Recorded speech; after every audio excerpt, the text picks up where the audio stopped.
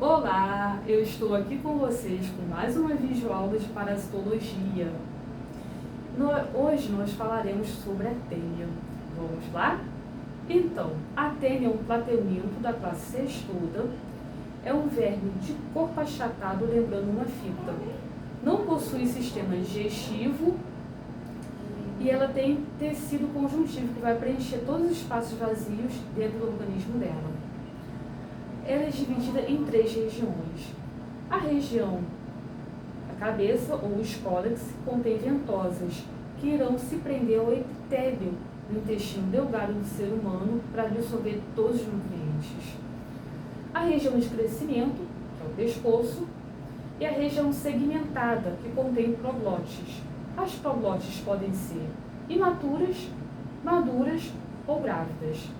Mas antes de eu falar com vocês, de eu aprofundar com vocês, sobre a morfologia desse verme, eu gostaria de falar do ciclo biológico e dos métodos diagnóstico parasitológico. Ciclo biológico. Bom, o boi ou o porco vai ingerir os ovos de tênia no ambiente e vai desenvolver a larva cisticerco dentro do músculo. O ser humano ele vai se infectar ao ingerir carne suína ou bovina mal passada contendo o cisticerco e vai desenvolver o verme adulto dentro do intestino delgado e vai eliminar através das fezes as proglótis com os ovos. Bom, métodos parasitológicos. Tamização. Esse método consiste na peneiração das fezes em água corrente, no intuito de encontrar proglótis de tênia. Mas não é só proglótis de tênia que podem ser encontradas não, tá? Pode ser encontrado também outros vermes adultos, como ascaris lumbricoides e enteróbios vermiculares. Método de Hoffmann. Esse é um método tradicional dentro do laboratório de parasitologia, né? Que consiste na sedimentação espontânea em água através da ação da gravidade. Em 2 horas já pode ser detectado ovos de ovíparos. Método de Kappa-Katz. Esse é um método quantitativo, geralmente é muito utilizado para quantificar os ovos do verme Schistosoma monsonia. Mas pode ser utilizado também para quantificar os ovos de tênia, tá bom? E o método de Richter, que é o método de centrifugação, é o método de sedimentação, por centrifugação, utilizando fórmula éter. Bom, agora eu vou abordar com vocês a morfologia dos ovos de tênia. Ela contém dupla membrana com estrias radiais e um embrião com 3 pares de apúleo, que é o hexacanto. Essas são as características dos ovos de tênia. Inclusive, é muito recorrente em provas de concurso público a abordagem sobre a morfologia dos ovos de eumintos. Inclusive, eu deixei aqui para vocês. A questão da banca COSEAC de 2019 para cargos técnicos de laboratório, ela está abordando a morfologia dos ovos do verme Schistosoma monsonia, que é a espícula lateral. Mas observe só que eu deixei para vocês destacado em azul as estrias radiais. Ainda coloquei uma setinha apontando que são os ovos de tênia. Então, essas são as características dos ovos de tênia. Membrana dupla com estrias radiais e um embrião com 3 pares de apúleo, que é o hexacanto. Bom, mas existem 2 espécies de tênia que são bem conhecidas, né? É a tênia sólio, que tem como hospedeiro intermediário o porco, e a tênia saginata, que tem como hospedeiro intermediário o boi. Bom, mas através dos ovos não conseguimos distinguir uma espécie da outra. Tem 2 maneiras de distinguir uma espécie da outra. Uma através das ramificações das proglótis grávidas, e o outro não é um meio comum, mas pode-se fazer também, que é a diferenciação através do escólex.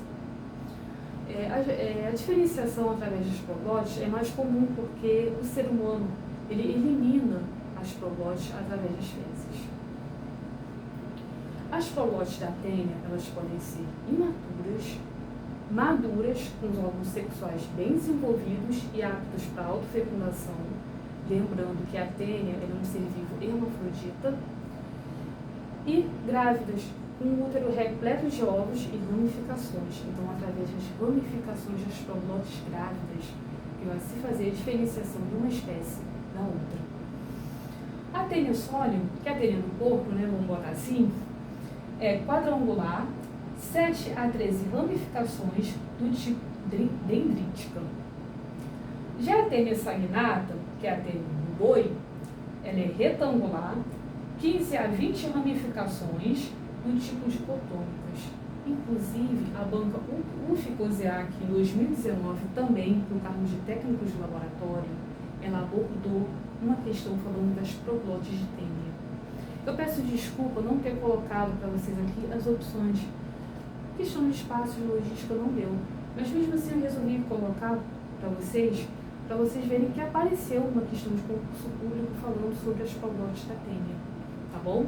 Aqui ele quer saber o número de ramificações das proglotes da tênia sólio, que é a tênia do corpo.